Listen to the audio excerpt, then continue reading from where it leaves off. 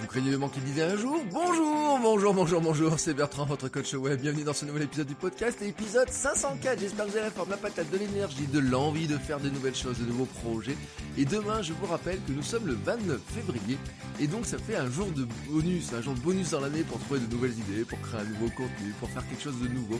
Bah oui, un petit jour de bonus, comme ça on en profite, ou peut-être vous en profiterez pour vous reposer. En tout cas, moi aujourd'hui, j'ai décidé de vous donner des nouvelles idées, ou en tout cas de vous aider à ne jamais tomber en panne d'idées. C'est vraiment le but de cet épisode. Mais avant de commencer ça, je voudrais d'abord remercier les patrons, ceux qui financent le podcast par Patreon. Alors, je vais remercier par exemple Damien, Alexia, Olivier, Radio Safo, Maxime, qui font partie des personnes qui financent le podcast. Alors, vous savez que le bénéfice de financer le podcast, c'est que vous avez un épisode privé chaque lundi. Si je vous manque et si vous trouvez que vous m'entendez pas assez, vous avez un épisode privé chaque lundi, des bonus réguliers comme des mini-formations gratuites. Par exemple, j'ai partagé il y a pas très longtemps mon processus de création d'une vidéo sur YouTube. Processus complet, voilà, comment, avec toutes les étapes, la recherche des mots-clés, des idées, comment je structurais ça, donc voilà, ça fait partie des petits bonus. Et je vous rappelle qu'en fait, le Patreon, ça fait partie des modes de financement pour pouvoir vivre, moi de mon côté, de la création de contenu, de comment je finance à la fois le podcast, mais aussi, finalement, toute ma vie créative, vraiment, ça fait partie de mes axes de développement, de comment j'ai envie de créer du contenu. On en avait parlé avec Patrick Béja la semaine dernière, de lui, comment il envisageait la création de contenu, et je suis comme Patrick Béja, dans le côté artisan aussi, dans le côté de vouloir créer du contenu le plus longtemps possible, de vraiment en faire mon métier. L'autre mode de financement est aussi le coaching. Vous faites votrecoachweb.com/coaching, vous aurez les offres de coaching. Si vous avez besoin d'aide pour vous aider à créer, à vous lancer, à perfectionner vos contenus, pour trouver une niche, trouver des outils, des méthodes, pour travailler plus vite, pour avoir des idées parfois aussi, ou en tout cas avoir confiance dans vos idées. Si vous avez besoin de discuter de tout ça, vous savez que vous pouvez me trouver et on discute de tout ça. Et vraiment, justement, trouver des nouvelles idées, parfois avoir confiance dans ces idées, c'est une crainte que vous pouvez avoir. C'est une crainte que nous avons tous eu un jour, soyons honnêtes, nous avons tous eu un jour, à un moment donné, où on n'arrive pas à trouver une idée, on n'est pas certain de notre idée, on n'est pas certain si c'est une bonne idée, si quelqu'un va vraiment vouloir en tenir compte, tout simplement, si on fait pas du contenu pour rien, parce que l'idée n'est tout simplement pas bonne. Et c'est vraiment un blocage, alors surtout si vous voulez vous lancer dans la création de contenu, surtout si vous n'avez jamais créé de blog, si vous n'avez jamais créé de podcast, de chaîne YouTube. Vous savez cette statistique qui dit qu'en fait il y a beaucoup de créateurs de podcasts notamment qui dépassent jamais le 7e, 8e ou 10e épisode. Il y a même une statistique qui disait qu'on ne dépassait pas le 6e épisode. 80% des nouveaux podcasts ne dépassent pas le 6e épisode. Bon, pourquoi ? Tout simplement parce qu'au début c'est tout beau, on flambe un petit peu dans tous les sens, on se dit je vais avoir plein d'idées, et puis quand on commence à se confronter à la création en elle-même, des fois ça devient plus compliqué, on se rend compte que ça prend plus de temps, et puis à un moment donné, on perd confiance, tout simplement, on perd confiance dans ses idées, on se demande vraiment si cette idée-là est bonne, si ça mérite du temps, si on doit y passer vraiment du temps dessus, et vous savez, si vous êtes petit entrepreneur, coach, consultant, si vous voulez juste partager vos idées, ou si vous voulez vraiment vivre de vos contenus sur Internet, il y a un moment donné, il faut vous exprimer. Vous devez passer ce cap-là, dire à un moment donné, je dois produire du contenu, je dois trouver une idée, trouver un moyen de m'exprimer, trouver un moyen d'exprimer mes idées. Et votre crainte, elle est justement là-dessus. C'est est-ce que je vais trouver toujours des nouvelles idées ? Est-ce que cette idée-là est bonne ? Est-ce que c'est une bonne idée ? Est-ce que ça va intéresser quelqu'un ou pas ? J'ai résolu ce problème au fil du temps, ça fait des années que je creuse la question, que je demande comment faire, et vous n'êtes pas surpris de le savoir, parce que j'en ai beaucoup parlé, c'est le sujet de votre coach web, c'est le sujet du podcast, et si aujourd'hui c'est le 504e épisode, c'est que j'ai trouvé des idées, et vous savez, j'ai trouvé des idées en quotidien, tous les jours, je trouvais des nouvelles idées, et d'ailleurs, j'ai souvent des questions qui me disent, mais comment tu fais pour trouver des idées ? Comment tu fais pour faire un épisode tous les jours ? Comment tu as fait ? Si j'ai arrêté de faire votre coach web en quotidien, ce n'est pas parce que je manquais d'idées. Non, ma liste d'idées, elle se remplit. J'ai des idées de newsletter, j'ai des idées de formation, j'ai des idées de contenu, j'ai des idées de vidéos, j'ai des idées en pagaille. C'est juste que il y a des moments, j'avais décidé sur le passage en hebdo, c'est de traiter d'autres sujets, de partir sur d'autres sujets et aussi de donner plus de temps tout simplement pour promouvoir les épisodes. Mais les idées en elles-mêmes, moi je les ai, c'est pas le problème de trouver les idées. Mais finalement, votre problème à vous, c'est peut-être pas de trouver les idées, parce que je pense qu'en fait, on n'a pas vraiment ce problème-là de trouver les idées. En tout cas, on se donne souvent, on n'a pas assez confiance dans notre capacité à trouver ces idées-là ou à cerner les idées qui passent comme ça, parce que des fois les idées, elles sont juste autour de nous. Vous voyez, sur la créativité, il y a plein de gens comme ça qui se posent des questions, mais d'où viennent les idées, comment on les crée, etc. Les philosophes ont beaucoup travaillé sur le sujet, et quand je parle de philosophes, je parle vraiment toutes les philosophies du monde ont travaillé sur la créativité. D'où viennent les idées? Alors il y en a qui disent que c'est le cerveau qui les produit, il y en a qui disent aussi que finalement elles volent autour de nous, qu'à un moment donné il faut les attraper. Voilà, on a des idées qui volent autour de nous, et puis en fait il suffirait de prendre une sorte de petite épuisette comme ça, et hop, tac, petite idée papillon, je t'attrape, et là je vais te traiter tout simplement, et je vais parler de toi à mon audience. Elle est belle cette idée, elle est séduisante, mais est-ce que ça marche vraiment comme ça?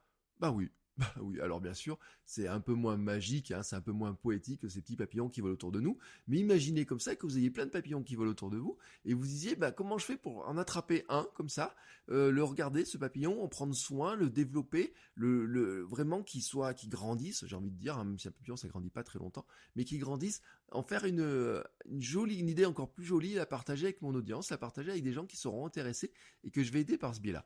C'est chouette hein, comme image, n'est-ce pas? Alors, vous savez que ça, je l'ai fait par ma machine à créer de nouvelles idées. J'ai fait plusieurs épisodes sur le sujet, j'ai même fait des épisodes de podcast, des formations, je l'ai mis dans ma formation sur créer du contenu en 30 jours, j'en ai même fait une vidéo gratuite sur YouTube. Vous faites bertrand.video/machine, tout simplement, et vous avez une vidéo qui fait 15-20 minutes, qui vous explique exactement, qui montre comment la machine à créer de nouvelles idées fonctionne, comment en partant de thématiques, de sous-thématiques, de grands type de contenu, vous êtes capable de trouver sans arrêt de nouvelles idées.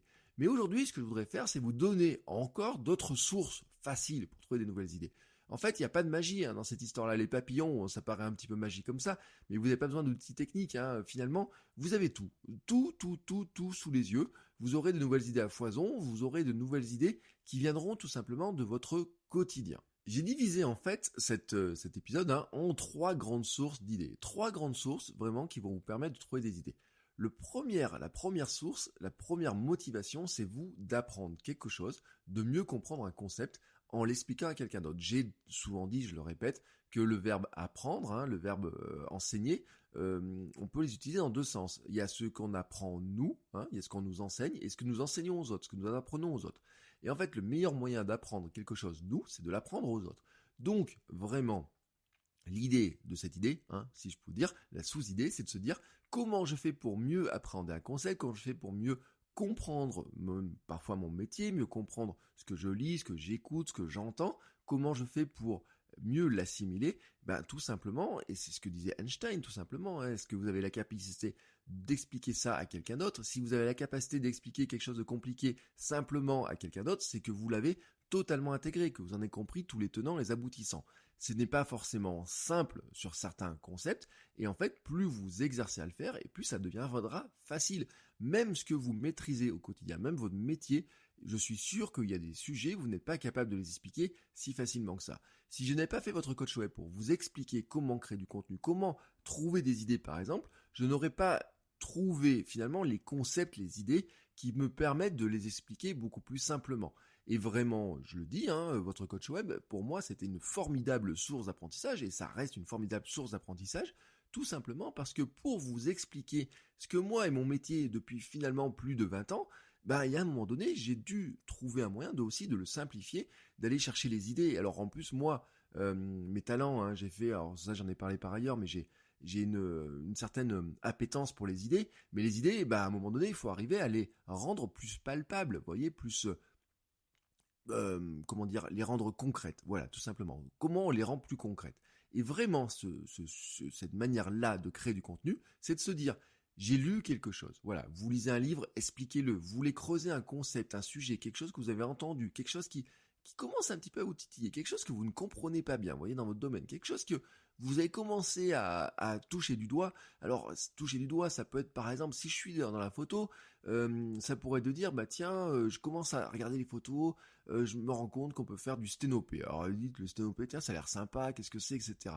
Bon, vous pourriez tester, voir ce que c'est du sténopé, vous pourriez vous dire, bon, maintenant, j'ai compris, j'en ai fait un petit peu, je vais l'expliquer à quelqu'un d'autre pour aller un peu plus loin, parce que si je l'explique à quelqu'un d'autre, je vais devoir trouver comment, pourquoi faire du sténopé, comment ça fonctionne, quel est le principe qui va derrière, ce qu'on peut en faire, comment des conseils pour mieux en faire, des astuces, comment ne pas bouger, comment patienter pendant que la photo se fait, parce que la photo sténopé c'est très long. Vous voyez, tous ces concepts-là, trouver de nouvelles idées, des idées créatives, etc. En partant de ce truc-là, de dire je veux mieux comprendre le sténopé, comment ça fonctionne, d'un coup je vous ai donné 7, 8, 9, 10 idées. Et toutes ces idées potentiellement sont bonnes. Toutes vos idées potentiellement sont bonnes à partir de ce point de départ. Derrière, ensuite, vous pouvez dire celle-là, je vais la traiter d'une manière ou d'une autre. Après, ce sera la différence de traitement. Mais toutes ces bouts d'idées en elles-mêmes sont bonnes.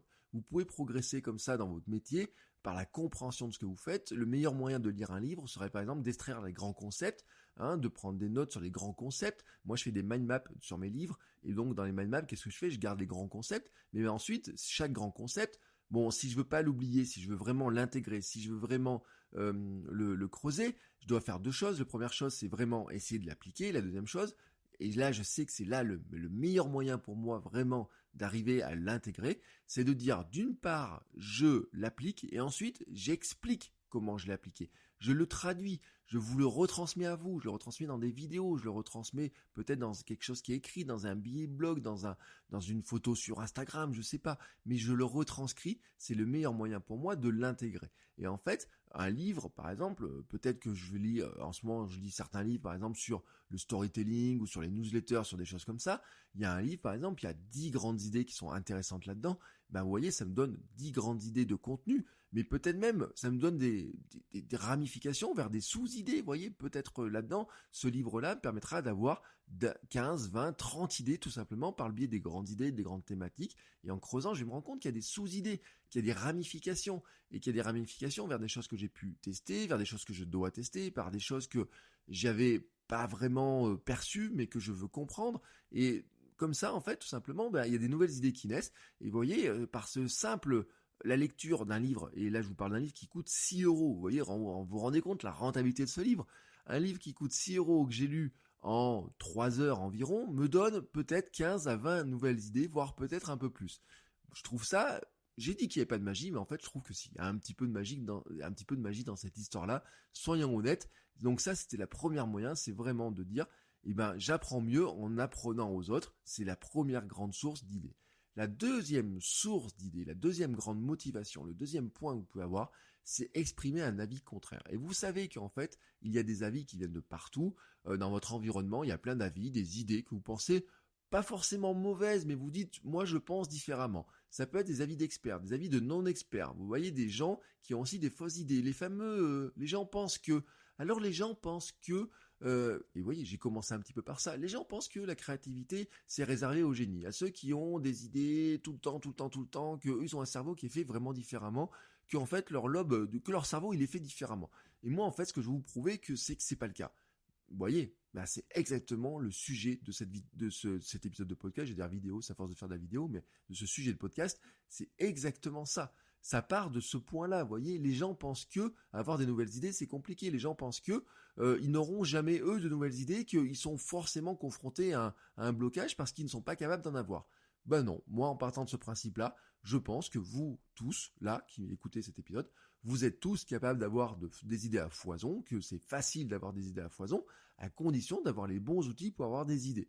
Tout simplement. Donc, vous voyez, je suis parti de cet avis contraire, comme ça, mais l'avis contraire peut venir aussi de ce que je vois dans mon activité, de quelqu'un qui, par exemple, pourrait faire quelque chose sur son site, et je me dis, tiens, moi, le site, je l'aurais pas conçu de cette manière-là, cette vidéo-là, je l'aurais pas conçue de cette manière-là. J'ai fait des épisodes de podcast. Un jour, j'ai fait un épisode de podcast, je vous ai dit, comment un jour j'ai engueulé un créateur de contenu, parce que je pensais que la décision qu'il avait, par exemple, de fermer son groupe Facebook, était une mauvaise idée.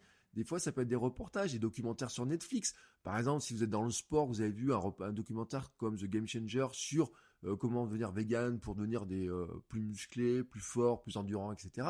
Peut-être que vous pensez que c'est pas forcément la solution, que peut-être que c'est vraiment pas la solution, qu'il faut pas faire ça. Vous vous rappelez, j'ai fait un épisode avec Fitness Smith, et Fitness Smith, justement, il a fait ce genre de contenu-là. Il a dit, voilà, moi j'ai regardé The Game Changer, et je pense pas comme eux. Comme il fait des épisodes aussi, il y a des gens qui vous disent qu'il faut faire telle ou telle chose, et non, moi je pense qu'il faut pas faire ça. Vous voyez, c'est extrêmement puissant cette chose-là. Vous rebondissez sur ce que font d'autres personnes, ça vous donne de nouvelles idées. Vous pourriez par exemple le faire aussi, regardez, vous allez regarder ce week-end, demain c'est votre journée bonus de l'année, vous regardez une vidéo sur YouTube, vous n'êtes pas d'accord avec la personne, vous pensez différemment, vous pensez qu'on peut faire un petit peu différemment, vous pensez même, à la limite pas différemment, mais qu'on pourrait faire encore aller plus loin, faire une petite amélioration là-dessus. Qu'est-ce que vous pouvez faire ?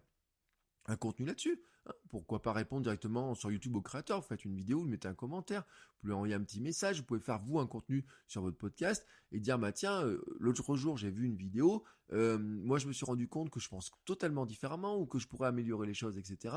Je vous propose moi de donner ma solution sur le même problème que la personne a évoqué dans sa vidéo. Peut-être que vous là qui êtes en train d'écouter ce podcast, peut-être là vous êtes en train d'écouter, vous dites ah bah tiens je vais avoir d'autres idées, j'ai d'autres choses là-dessus, vous me faites un rebond. Bah, dans ce rebond, dans ce cas-là, vous m'envoyez un petit message, moi je le regarderai, j'écouterai avec plaisir, je le relirai ça à tout le monde, vous voyez, on fera des compléments, des reliens, des liens ensemble, etc. Mais vraiment, vous voyez, c'est un moyen pour vous de faire un contenu qui, je vous dis pas de rentrer dans la polémique hein, quand je dis ça, je dis juste qu'en fait, il y a plein d'avis qui circulent, il y a plein de positions, il y a plein de manières de fonctionner, et de dire, bah vous avez créé votre propre manière de faire, vous avez votre propre vision des choses, vous avez votre... Même, vous voyez, sur des choses qui paraissent...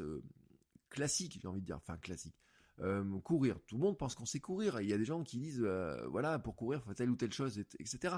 Et puis il y a des gens qui arrivent, ils se disent, mais non, pour courir, on peut le faire différemment, on peut faire les choses différemment. On n'est pas obligé de passer par tel exercice, vraiment, et autres, on peut faire totalement différemment. Si vous pensez de cette manière-là, ça vous donne de nouvelles sources d'idées, de nouvelles manières de faire, et vous savez qu'en fait, vous allez tout simplement aller piocher dans ce que vous savez faire, dans ce que vous pensez, dans comment vous le pensez, pour créer de nouveaux contenus qui seront forcément pertinents pour des gens qui sont confrontés aux problèmes que vous avez résolus en trouvant ces nouvelles idées, en faisant ce type d'exercice, en ayant ce fonctionnement-là. Enfin, la troisième grande source d'idées, c'est de répondre aux questions de votre audience et de vos clients. C'est la troisième grande source et en fait, alors elle est peut-être pas la plus simple pour tous parce que si vous débutez, vous allez me dire j'ai pas d'audience, il y a personne qui me laisse des commentaires, j'ai pas de retour, peut-être, mais ça on va voir qu'on a des astuces pour le faire. Mais si vous avez une audience, si vous avez des clients, si vous avez des gens qui vous envoient des messages, si vous avez des gens par exemple qui mettent des commentaires sur si vous avez un podcast qui met des commentaires, vous faites des vidéos YouTube, vous mettez des commentaires. Vous pouvez aussi trouver un moyen de questionner vos lecteurs, tout simplement.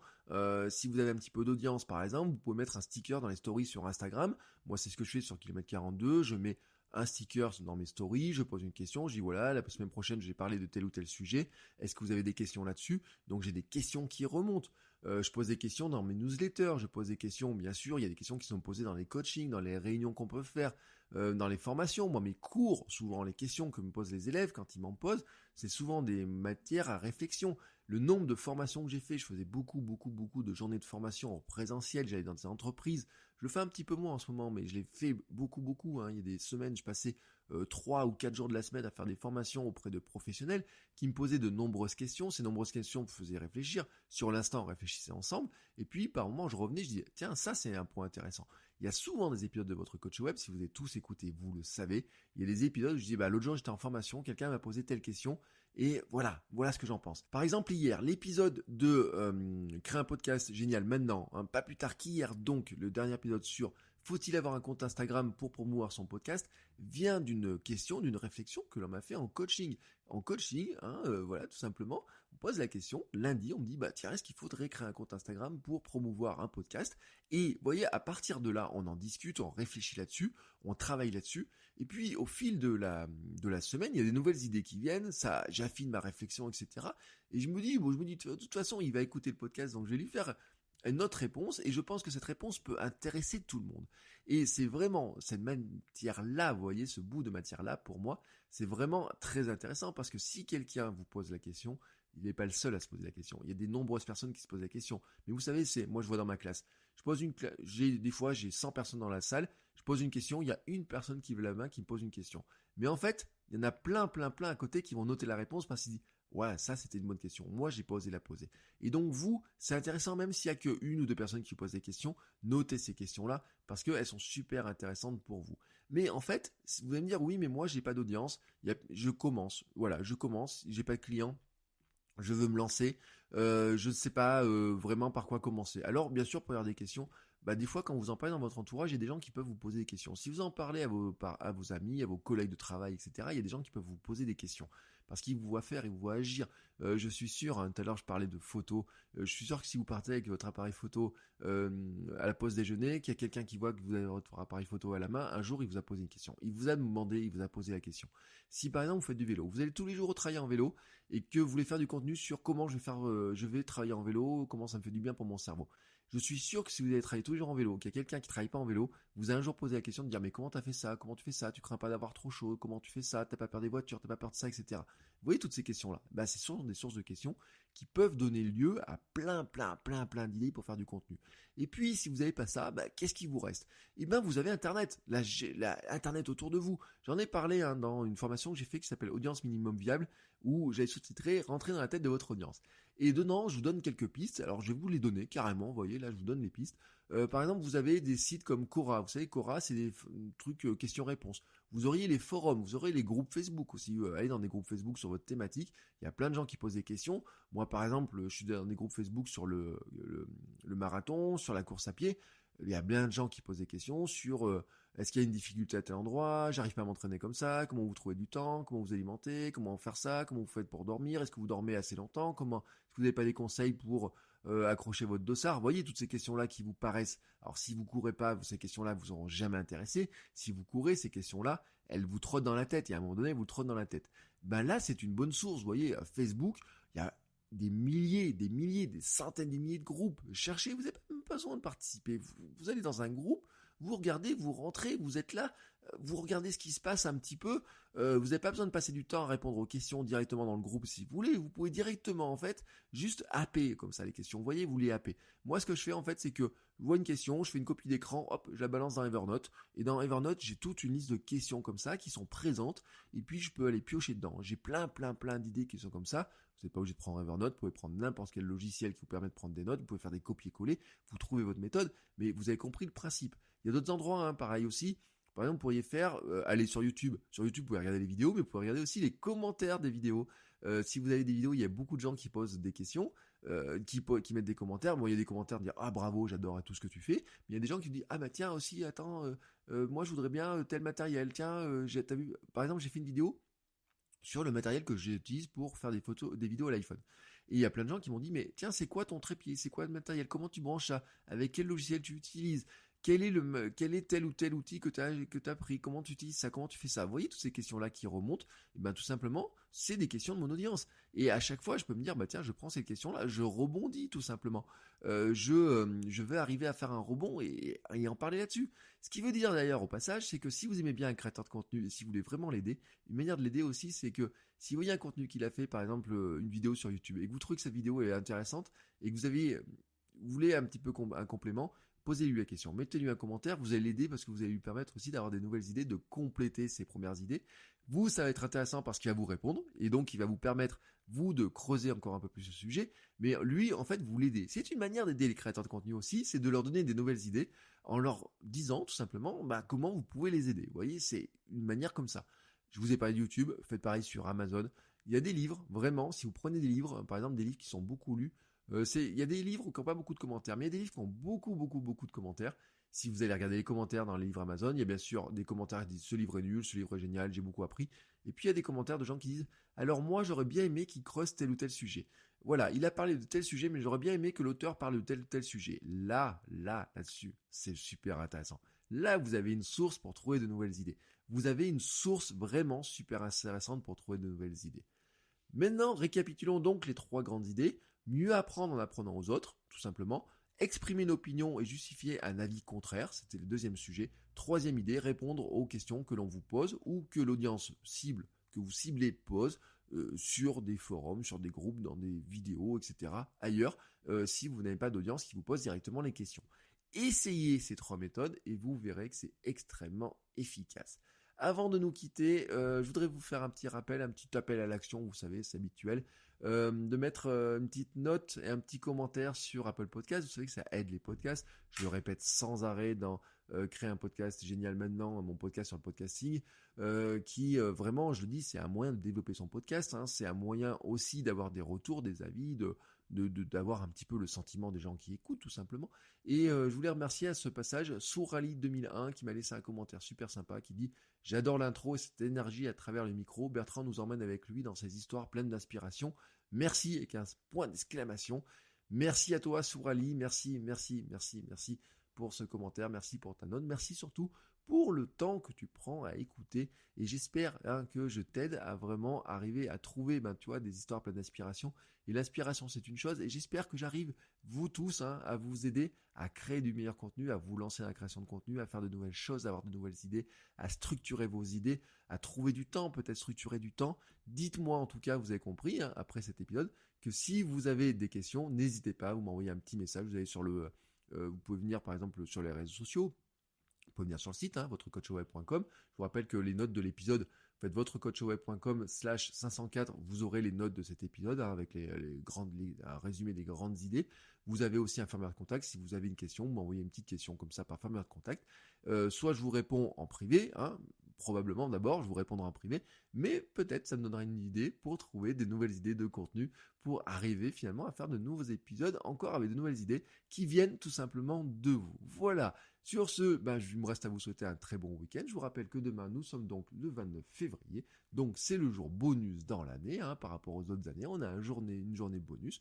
Vous utilisez votre journée bonus comme vous voulez. Dites-moi d'ailleurs, comment vous l'utilisez? Comment vous avez utilisé cette journée bonus si vous écoutez après, ou comment vous allez écouter cette journée bonus si vous écoutez cet épisode-là aujourd'hui, le 28 ou 29.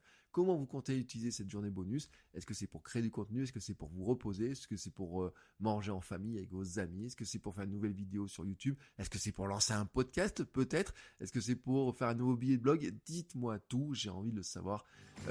Et surtout, passez un très bon week-end et soignez votre énergie. Bon week-end et à la semaine prochaine. Ciao, ciao les créateurs!